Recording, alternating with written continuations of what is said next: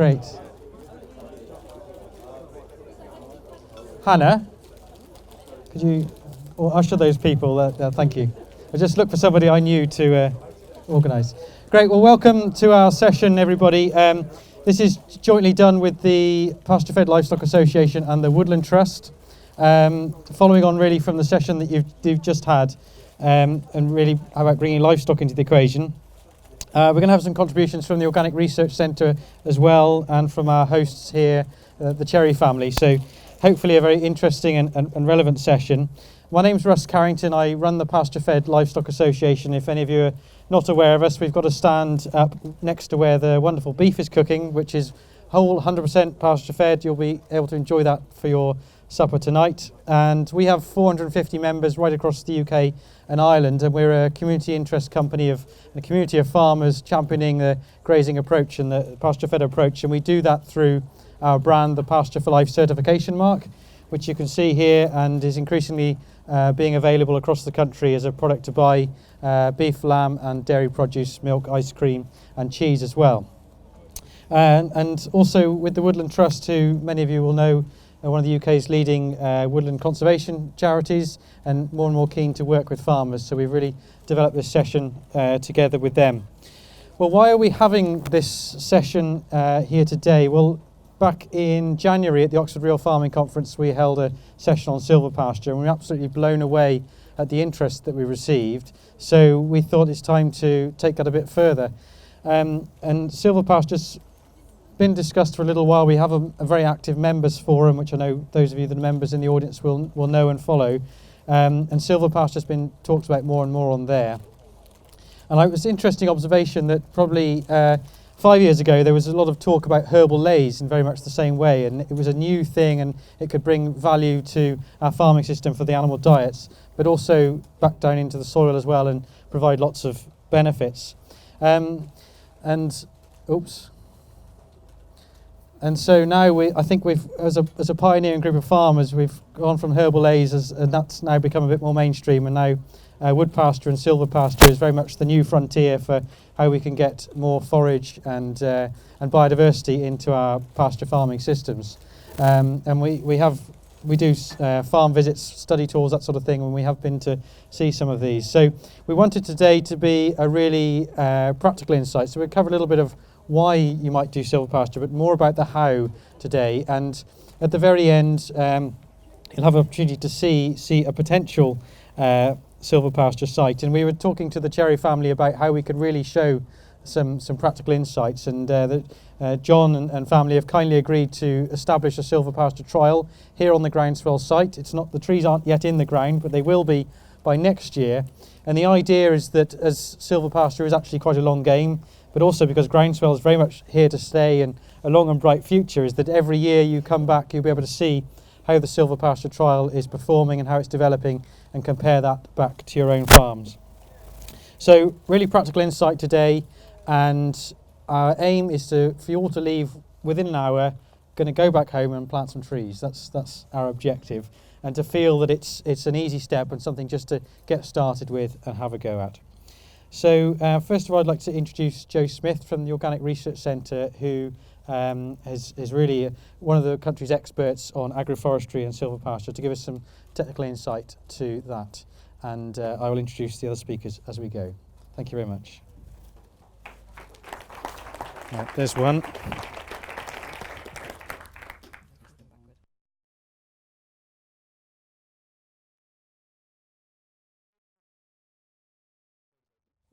Right, so I have to speak into that one and, yeah, okay. Can you hear me okay? Yeah? You can, in the front. Thanks for the introduction, Russ, and thanks very much for being invited here today. I really cringe at that word expert in agroforestry, because agroforestry covers so much. It's every type of tree product, it's every type of farming product. You know, no one could be an expert in any of that, so I'm not an expert. Sorry. I'll try not to speak for too long, because I think it's going to be much more interesting to hear from John and the plans they've got here. But I've really just been asked to give you kind of the background to silvopasture, what it is, what it looks like in the UK, and some of the benefits and why you might consider doing it yourself. So how many people were here for Stephen's presentation earlier? Can you just stick your hands up? Okay, because he did a really nice setting the scene for agroforestry in general, and I've tried to focus primarily on silvopasture. Rather than trying to cover everything, I've just pulled out a few key areas which I think would be of interest. Wrong way. Okay, so what is it? Silvopasture is a really general term that can be used to refer to a wide range of approaches to integrating simply trees and livestock. And really what we want to focus on, what we want to emphasise, are these economic and ecological interactions between the trees and the livestock and the grass and so on. And really the aim with a perfect silvopastoral system is to maximise the positive interactions and minimise negative interactions such as competition and so on. And when we think about silvopasture and you look at our UK landscape, actually we've been doing silvopasture since farming began. And you can think of many examples of traditional silvopastoral systems such as hedgerows, orchards which were traditionally grazed to manage the understory, and some of our iconic landscapes such as parkland estates right through to wood pasture of the New Forest National Park. Obviously trees are also valued for their environmental protection, and there's strategic planting of trees along watercourses as riparian buffers to protect those watercourses from runoff from agricultural land, as well as strategically placed shelter belts, particularly valuable in upland areas to protect crops and livestock. So in over probably the last 30 years or so, there's been greater interest in kind of fully integrating trees into the livestock enterprise, and this could be through lower density plantings of trees within fields, such as the top left-hand corner where you've got trees spaced at between 400 down to about 100 trees per hectare, and you can maintain that grazing underneath the trees. Right through to kind of alley cropping systems, a bit like what we saw with Stephen, but with pasture in the alleys instead of crops. And the trees can obviously be used for timber production, fruit production, energy production, nut production and so on. Maybe one of the most widespread silvopastoral systems in the UK is the Woodland eggs and Woodland meat scheme, where the trees provide, basically keep your chickens happy by providing canopy cover and so on. So why do it? There's lots of reasons to do it, and Stephen obviously covered quite a few of those. You can think about the environmental benefits in terms of climate change mitigation and adaptation, ammonia mitigation, soil and water management, but we can also consider the benefits to the livestock and the farming enterprise in terms of providing shade and shelter, improving animal welfare, providing tree fodder, which is it's a new area we've been looking at, and extending the grazing season. So if we first look at climate change, we can think about trees benefiting the farmed environment in terms of mitigating climate change, so simply storing carbon in the woody biomass and below ground in soils. I'm not sure you can see the figures here, but silvopastures, we're looking at about 6.1 tonnes of carbon per hectare per year, compared to grassland only of 0.6 tonnes of carbon per hectare per year. And obviously that depends what you then do with the woody biomass, whether you maintain that store long term as timber or whether you're releasing it again in terms of bioenergy production. But also trees can help the farmland system adapt to what's facing us in climate change. So it can alter the microclimate to reduce impact of extreme weather events. So for example, reducing flooding, reducing landslides as a result of heavy rain events. It also allows farmland biodiversity to adapt, to change their range in response to changing climates, changing temperatures, by providing those kind of corridors between natural habitats. And for the farmer, it means a diversification of enterprises with tree products potentially coming out of the system as well, which helps spread the risks of a bad year because of drought, because of flooding and so on. Moving on to ammonia mitigation, as most of you probably are aware, in the UK agriculture accounts for more than 85% of total ammonia emissions, with most of these coming from livestock, urine and manures, and nitrogen fertiliser application. And the problem with this is the impact on semi-natural habitats, because this results in eutrophication and soil acidification, with this negative effect on biodiversity. Now, there's been lots of work looking at how to mitigate ammonia emissions, And there's been some research carried out by CEH and Forest Research really investigating the role of trees in mitigating ammonia from livestock sources. What they proposed is that trees upwind of livestock housing helps to reduce emissions through the shelter effect, whereas those downwind of the animal housing, the ammonia sources, actually kind of capture the ammonia that's released, or it kind of makes the air turbulent, so lifting the ammonia up and away from sensitive habitats.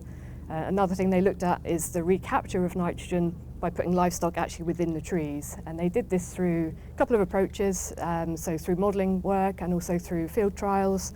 And I guess the two kind of key headlines that come out is when they modelled putting animals within the trees, so like a woodland egg approach, woodland chicken approach, 45% of the ammonia is recaptured by the trees, which is a great amount. And field trials showed that there's actually a 10 to 25% reduction of ammonia deposited on these semi-natural habitats downwind of trees, compared to an open transect where there's no trees at all. So there is a role for trees to play in this issue.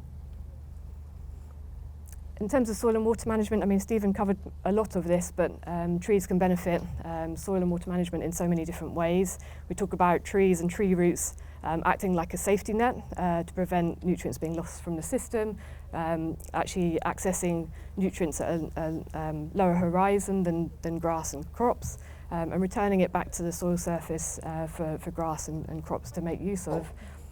Obviously, they also act to reduce soil erosion, increasing soil, water infiltration into the soil and kind of reducing overland flow of water.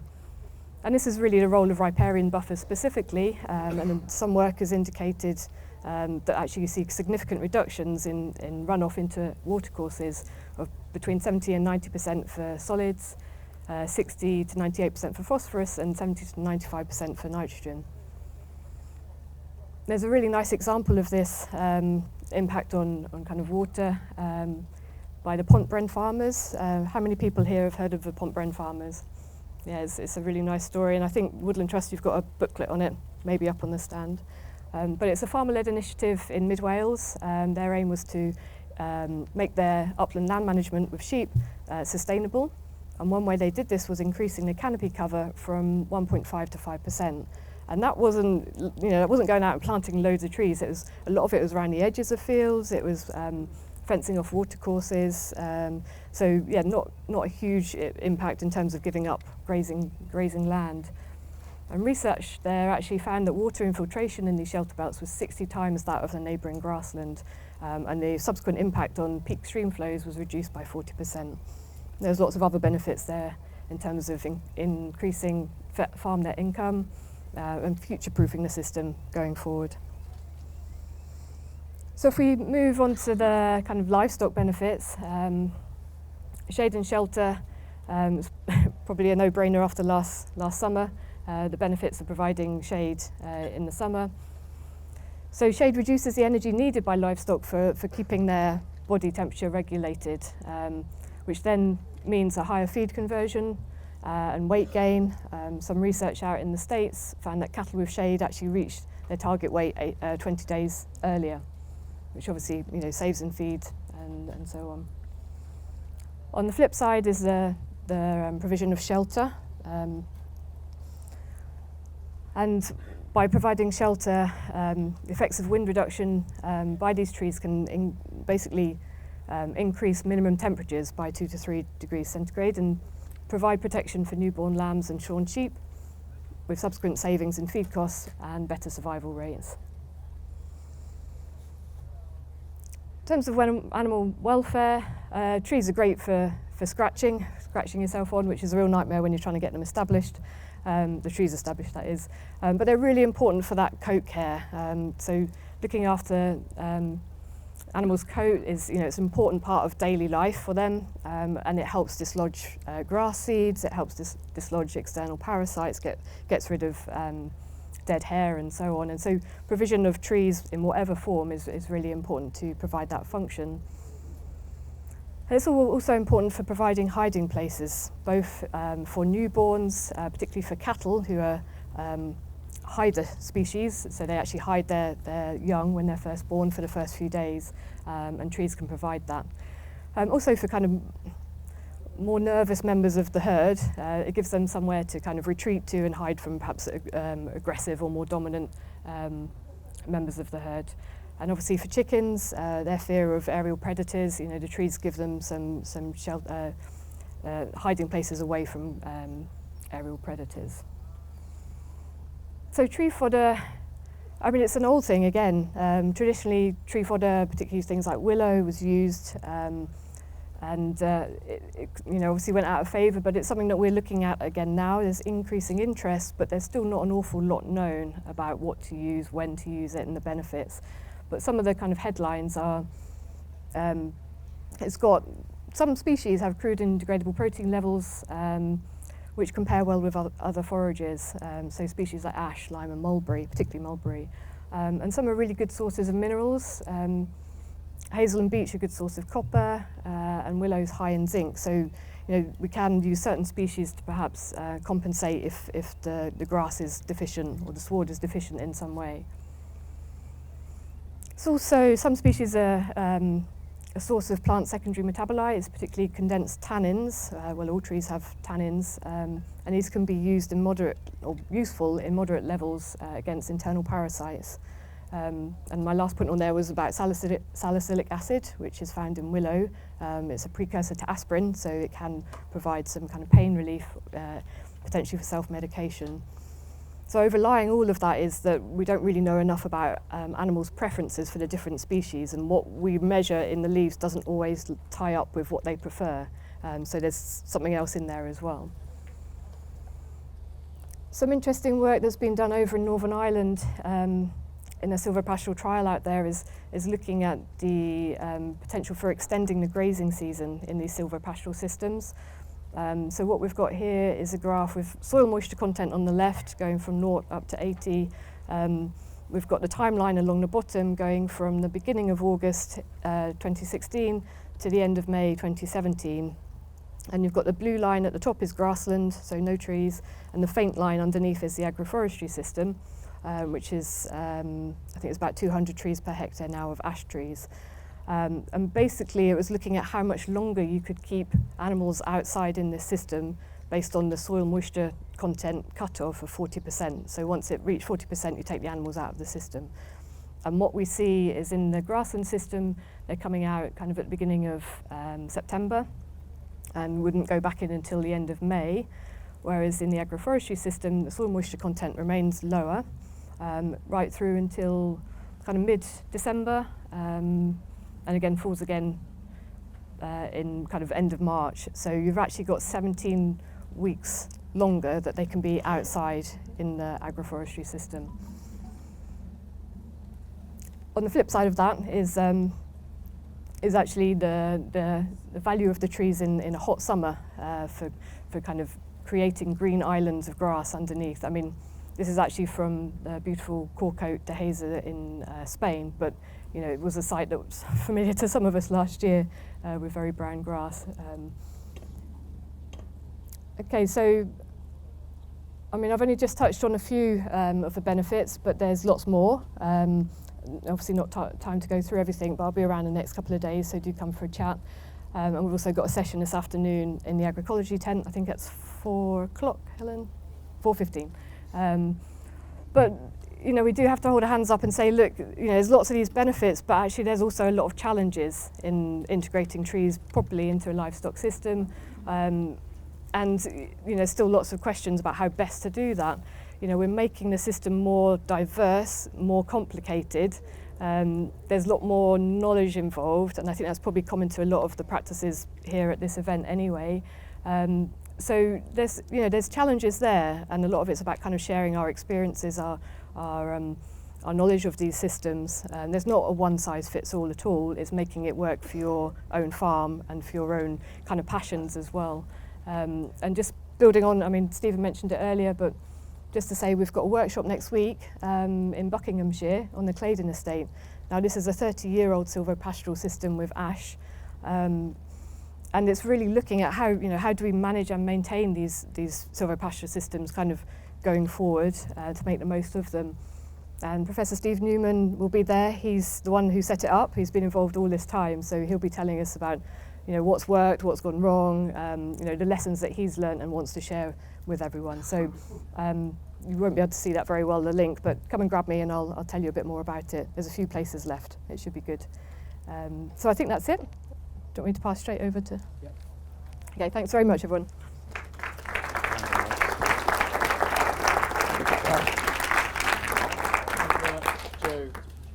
We will have plenty of time. I'm sure we'll go and see the site later to have more discussion if we run out of time. It'd be good to hear some other stories that might be in the audience and other experience. So just introduce John Cherry, who's no stranger to most of you, but John's sort of very courageously set up a trial and have a go. So he's going to tell us a bit more about how that's going to work on the farm here. Thanks, John. Oh, well, that's optimistic. You think I know what's going to happen. Hello. Yes, we're just to. I haven't got any slides, but if you go outside and look around, you'll see what we're talking about. But actually, there's quite a lot of trees around here. Most of the woods here were actually planted probably for pheasant shooting by my great-great-grandfather. So there's some blocks of. The wood out here is completely rubbish, pine trees, because it's planted over 100 years ago, and they're tiny trees. Getting the right sort of tree to plant is a good idea. And pine aren't particularly good for this silvopasture job either. But we run a big herd of 2 or 3 mobs of cattle in a sort of mob grazing manner, and I've always noticed how keen they are to. When you let them into a new mob, a good proportion of them go straight to the hedge and start browsing. So there's something they're not getting from the grassland, beyond shelter and from the wind and sun. They're getting nourishment from the hedges. So we're keen to exploit that, and it's a. The cattle have obviously been getting quite keen on silvopasture. Since we've been talking about it, they've found ways of breaking into the woods, and they obviously love it in there. So we're keen. We're keen to do an experiment here, and I'm not really going to talk about it much because. You'll have to find out when we go and have a look. I mean, it's our well,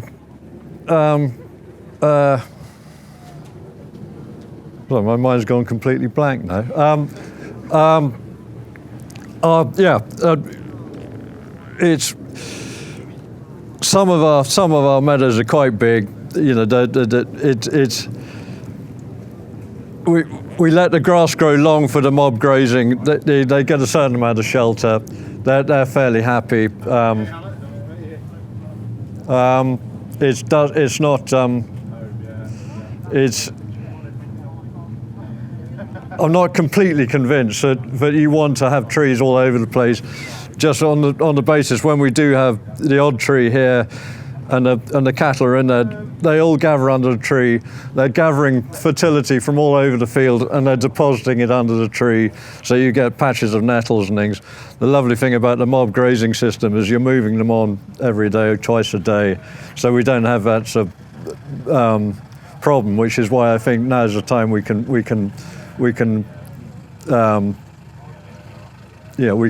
go out and explore a bit of silvopasture.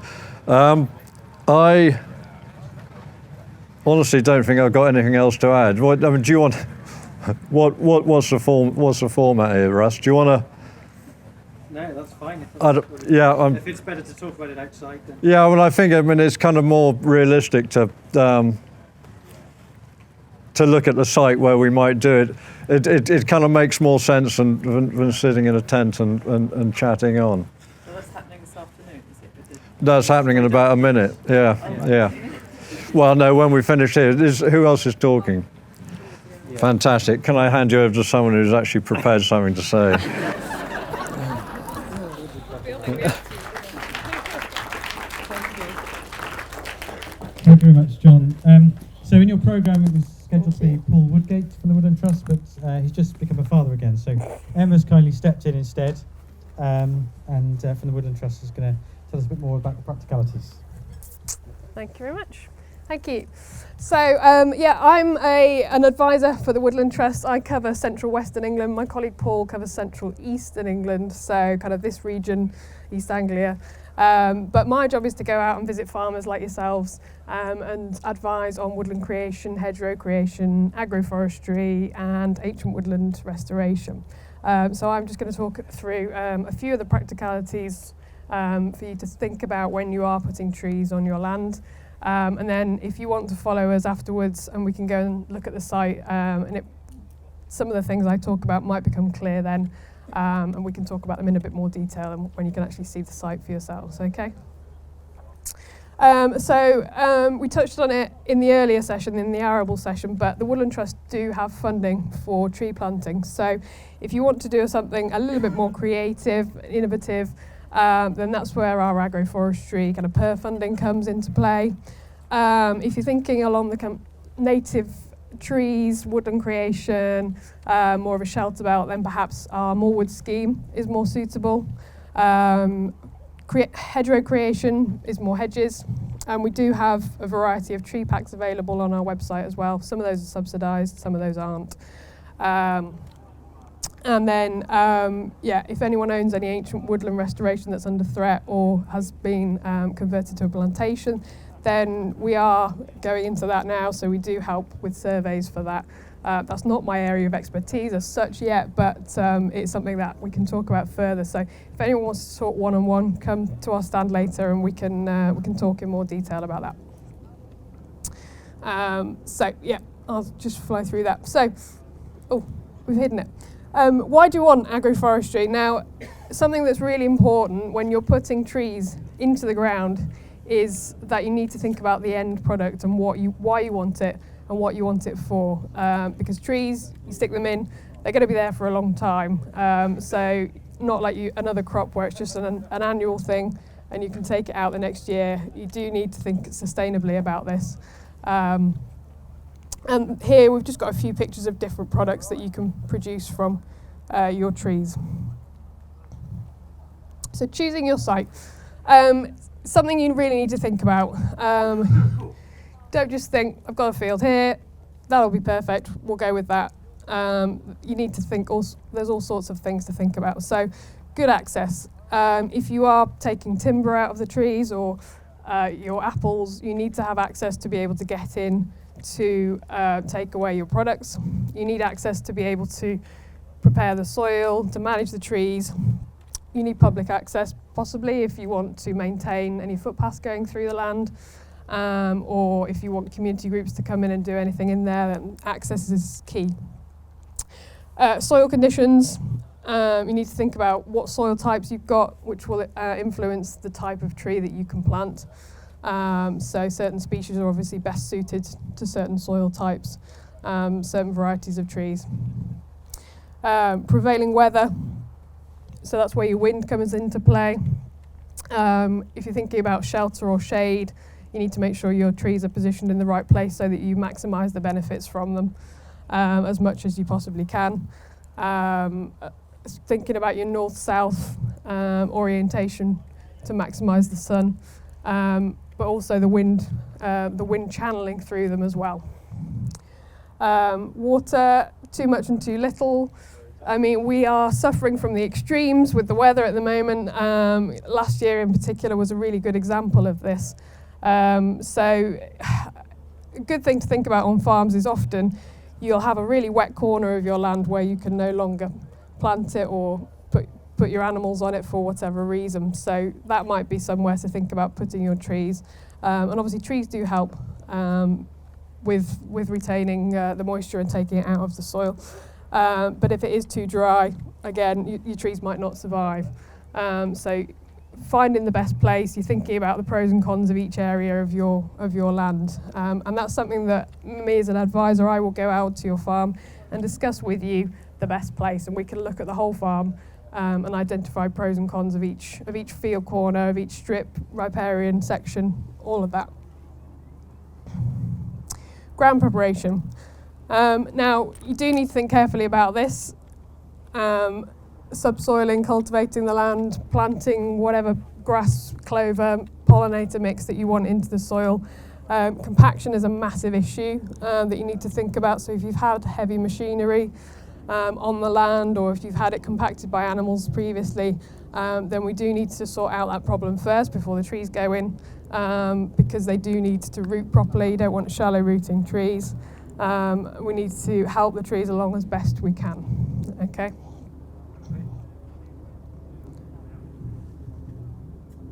Varieties and species. This again comes down to what your end market is, your end product. If you are planting apple trees and you're going to produce juice from them, or cider, or you're going to export them to somebody else to take away and produce that product for you, or whether you're going to be doing that yourself, you might need to buy in additional equipment to do that, or you need to think of a market that you're going to ship that off to, and that market needs to be sustainable. Again, if you're producing apples year on year for the next 20 years, then you need to pick something that we're going to be interested in. I think cider is kicking off at the moment, and lots of people are producing apple trees for that. Timber is another one. Obviously, somebody asked the question earlier. Timber market is something that you're not going to get next year. So you do need to think long term about that, and just think that you are going to have a market for it, and is the price going to be right for that. And UK sourced and grown. So if you come to us for funding, then we will help. We will provide the trees as part of that. And a really big thing for us at the moment is making sure that all of our trees are UK sourced and grown. So just to minimise that we're not importing stuff from abroad that might be diseased. We work closely with seed collectors and nurseries just to make sure that we are minimising any risks that we bring in there. And obviously, we have a big push on planting native trees, but we do allow an aspect of non-native planting into our agroforestry funding. Another thing is, if you are planting fruit trees or nut trees, you might want to think about certain cultivars or specialist varieties, heritage varieties and things like that. The design. So again, something that's really important to touch on, and Joe did mention different types of silvopastoral planting that you can do, but you do just want to think about the design. So you can plant in alleys, similar to this, wood pasture, parkland, blocks, like an orchard. And if anyone's got any new and creative designs that no one's thought of yet, then we're willing to hear them and try it out and see what happens. Oh. Protection. Now, when we're planting trees with animals, this is something that's really important. In woodland situations, it's usually the rabbits and the deer that you're fighting off. So I do have some examples of some protection. Oh, that's why you need more hands. So we've got some basic protection here that you may well have seen in the environment. So we've got a shrub shelter there, and a couple of other guards here. Now, these are all right in a lot of situations, and largely, as I said, woodland, but they don't work in all situations. And if you are planting with animals, often there are alternatives. So I've just shown you the slides before we've got there. Those are the basic ones that I just talked about.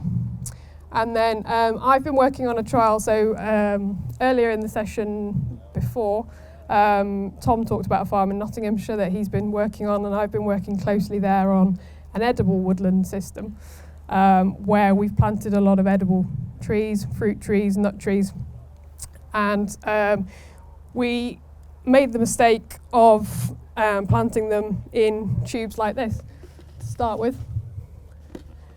And we are grazing sheep in there. Now, that was obviously a stupid idea, as we all soon realised when the sheep were let into the area. So we've been trying different mesh guards, like these ones that you can see here, to see what best suits the site there. We wanted to think of something that is economical, so that it can be replicated on different farms in the future, and that is practical to implement on the site, and is practical to allow you to maintain the trees and prune them as you need to. Now, if you combine all these factors, it's quite tricky to find the perfect guard, particularly as sheep do love to make life difficult for you. So they will eat anything that they possibly can. They will rub themselves up against the stakes, the guards. They have been seen on this site in particular to work together in teams to push the tree over, to help each other have a bite. So it's been, I've learned a lot of lessons from this site, and which will be applied in the future. But always a learning curve, and something that we can go on to help with. And there'll be lessons learned from this that we can take on and help with the cherries when we do this project. These are again some other guards. So we did try all sorts of things. A lot of these mesh ones do come in rolls, so you have to cut them up, cut them to size, and then wrap them round as you need to. And they've used a lot of cable ties as well, which will then are releasable, so that you can then get into the trees and maintain them as you need to. This one here, which David, who is the farmer, found that he liked best as he was putting them all on, just comes as a ready-made wrap, so you can just wrap it around and tighten it up as you need to, and saves the cutting on each site. Now, at Dartington down in Devon, they are also doing a trial down there with goats and cattle. So these are some of the guards that they've been using there. These are a lot more robust, because what they are doing there is more of a parkland wood pasture system. So obviously planting less densely, they can perhaps afford to put something more robust onto these. So we've got a cactus guard here, and that has spikes on it, like a cactus obviously. But you can just see that they do vary in costs quite dramatically, these guards. And people will have seen these, but if you are planting a lot of trees, you can't afford, or you're unlikely to be able to afford to put these guards around everything, particularly as there is a lack of funding out there. Some people will opt for something wooden, which is better in the environment. So people have made little fences around each tree. I mean, there are all sorts out there, and I'm sure we can come up with some new, weird and wonderful ways of doing things, but it just shows that we haven't found the perfect answer. And if you are planting individual trees, obviously you can't fence around, well, you can do like a mini fence like this, but if you were planting them all in a straight line, you could potentially fence down both sides of that, like an alleyway, which is a lot easier. But if you want to enable access for the animals all the way around it, then it's the individual guard, which is the way to go.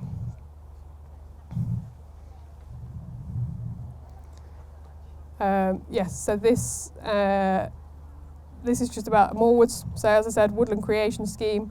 We've got the Hedgerow Creation Scheme there. Just one of our tree packs that we have available on our website. As I said, if you want to speak to me in more detail about our offers and our funding, then come to me. But now, thank you to everyone, and do you want to just talk to everyone and we'll hand over. Thank you. Thank you very much, Emma.